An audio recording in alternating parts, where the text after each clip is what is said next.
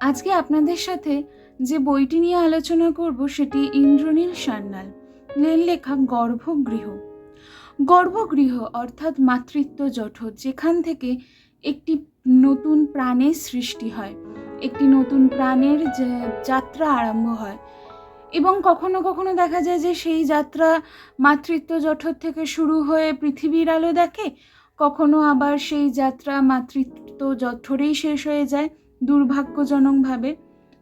কিন্তু সমস্ত প্রাণের মানে মনুষ্য জাতির ক্ষেত্রে বিশেষ করে সমস্ত প্রাণের যাত্রাই মাতৃত্ব জঠর থেকেই শুরু হয়। এই মাতৃত্ব জঠর বা গর্ভগৃহ নিয়েই লিখেছেন ইন্দ্রনীল সান্যাল। মেডিকেল থ্রিলার লেখার জন্য এনার সুখ্যাতি রয়েছে বাংলা সাহিত্যে। এনার লেখা কয়েকটি বেশ মেডিকেল থ্রিলারই আমি পড়েছি এর মধ্যে, যার মধ্যে আমার সবচেয়ে বেস্ট লাগে পর্ণমোচী বলে একটি উপন্যাস আছে, সেই মেডিকেল থ্রিলারটি।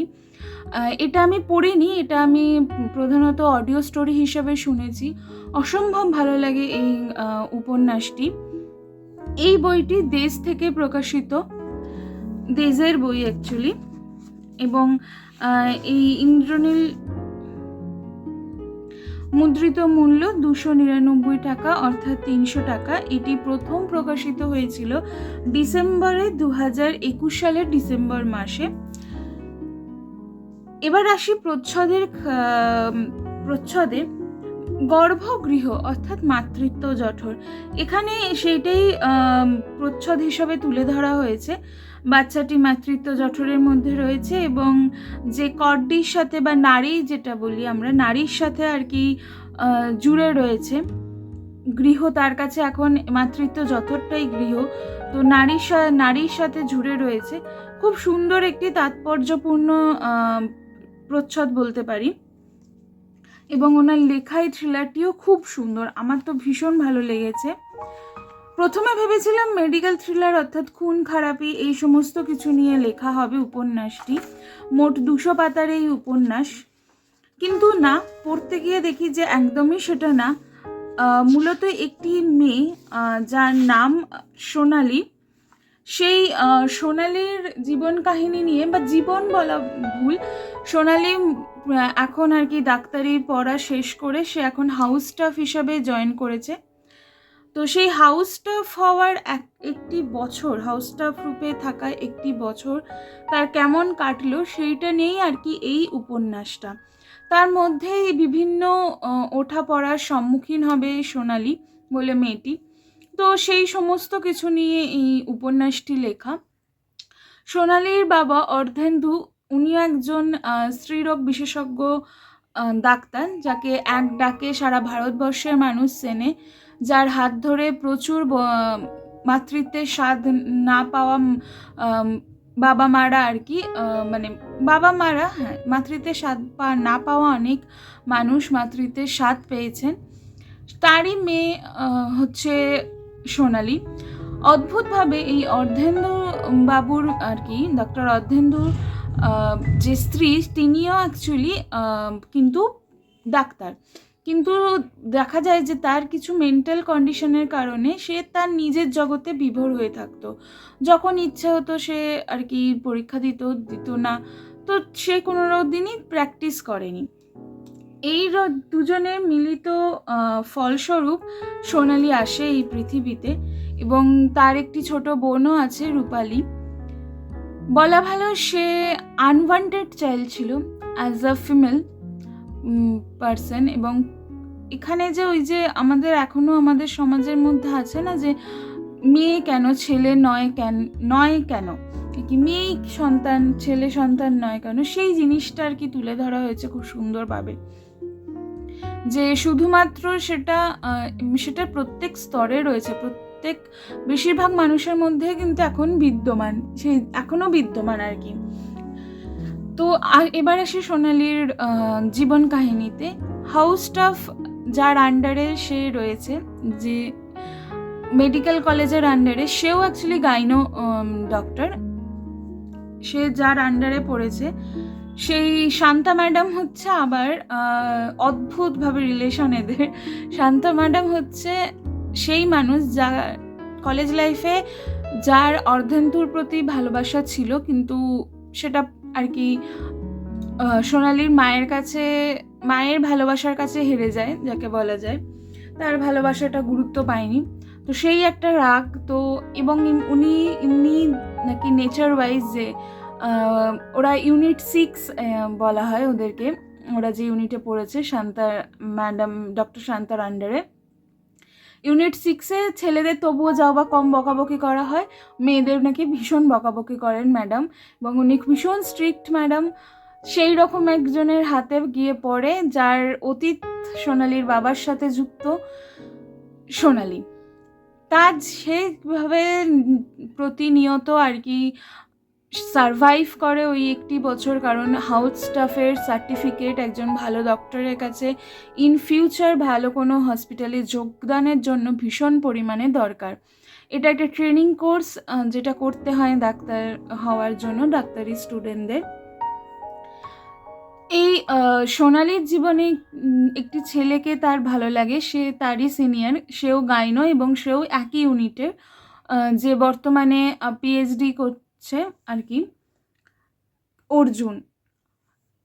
অর্জুনের সাথে সারা কলেজ আর কি জানতো যে অর্জুনের সাথে তার সম্পর্ক আছে, কিন্তু সেটা সবাই গেস করতো, জানতো না, কারণ ওরা কলেজে এসে সেরকমভাবে কথা বলতো না, বা দেখা হলেও একজন অচেনা মানুষের মতোই বিহেভ করতো।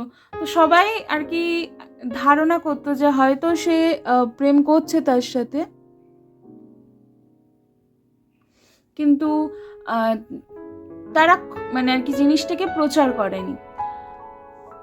অর্জুন আবার সোনালির মনে ভয় ছিল যে যেহেতু তার বাবা খুব নামকরা ডাক্তার, এবং ও যে মেডিকেল কলেজের আন্ডারে এই হাউস স্টাফে যোগ দিয়েছে, সেই মেডিকেল বা পড়াশুনো করেছে, সেই মেডিকেল কলেজ বা সেই হসপিটাল, মেডিকেল কলেজ কাম হসপিটালে তার বাবাও পড়েছে, তো সব কিছুই চেনা। এবং ও যদিও ও খুল্লা আর কি যাকে বলে অর্জুনের সাথে মেলামেশা করে বা ভাব রাখে, তাহলে সেটা ওর বাবার কানে তৎক্ষণাৎ চলে যাবেন, এবং ওর বাবা যে ধরনের মানুষ, সেই ধরনের যে ধরনের মানুষ, সে অর্জুনকে অ্যাকসেপ্ট করবে না, কারণ অর্জুন একজন আর কি অনাথ বা ছেলে, যার নিজস্ব কোনো পরিচয় নেই, পিতৃ পরিচয় নেই যাকে বলা যায়, কোন বংশে সে জানে না, এবং এই ভয়ের জন্য ও প্রকাশ করে না, এবং সেটা ওর জীবনে কীভাবে একটা ভুল ধারণা বা ভুল হয়ে দাঁড়ায়, সেটাও অ্যাকচুয়ালি আর কি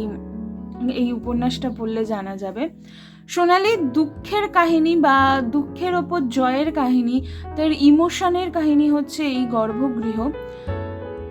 যে গর্ভগৃহ থেকে সোনালি বেরিয়ে এসেছে, গর্ভগৃহ নামটা কারণ আমার যেটা মনে হচ্ছে, যে গর্ভগৃহ থেকে সোনালি বেরিয়ে এসেছে, তার মা সোনালিকে মানে তার মা আর কি, সোনালি রূপালীর মা, সে ছোটোবেলা মানে তার ছোটো বয়সে, সোনালিদের ছোটো বয়সে আর কি পুড়ে গিয়ে আত্মহত্যা করে।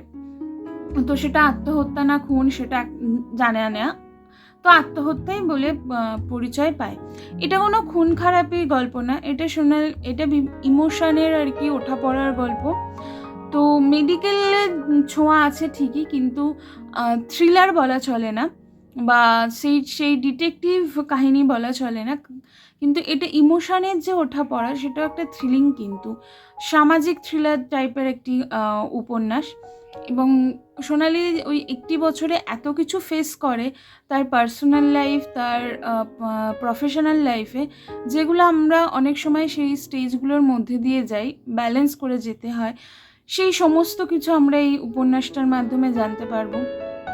কাছের মানুষের থেকে পাওয়া দুঃখ, কাছের মানুষের কে না বোঝা, একটা মানুষকে আমরা একরকমভাবে দেখি, সেই মানুষটারই অন্যরকম রূপ, পরিস্থিতি অনুযায়ী মানুষের যে চেঞ্জ, নেচারের চেঞ্জ, সেটা, এই সমস্ত কিছু নিয়ে অ্যাকচুয়ালি এই উপন্যাসটা।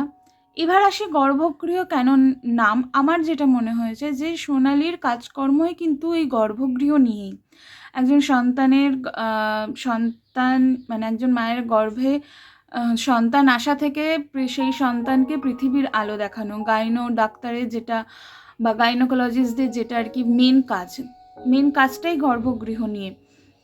সেই জন্যই গর্ভগৃহ এই নামটা, এবং এই গর্ভগৃহে কত কিছু হয়। এই উপন্যাসটিতে একটি ক্যারেক্টার আছে প্রিয়া, যে প্রফেসর, এবং সোনালির যে বন্ধুটিও ওর সাথে হাউস স্টাফ করতে ইউনিট 6-এ আসে, সেই ছেলেটির বৌদি হয়। সেই ক্যারেক্টারটা এবং তার ইমোশনসগুলো এত বাস্তবিক যে মানে মন ছুঁয়ে যাবে। প্রিয়া ক্যারেক্টারটি এবং তার কথাগুলো, তার ইমোশনগুলো, বিশেষত লাস্টে যখন সে বলবে যে তার এই সন্তান না হওয়ার জন্য প্রতি রাতে তার হাজবেন্ডের কাছে রেপড হতে হয়, মানে এমনই পর্যায়ে চলে গেছে যে চেনা মানুষ রেপড করছে, রেপটের মতো হয়ে গেছে তার কাছে জিনিসটা। তো এইটা সত্যি মনটাকে নাড়া দিয়ে যাবে, এবং এই উপন্যাসটির ইমোশনগুলো আপনাকে ভাবাবে, কথাগুলো ভাবাবে। সেই জন্য আমার এই উপন্যাসটি পড়ে অস্বাভাবিক ভালো লেগেছে।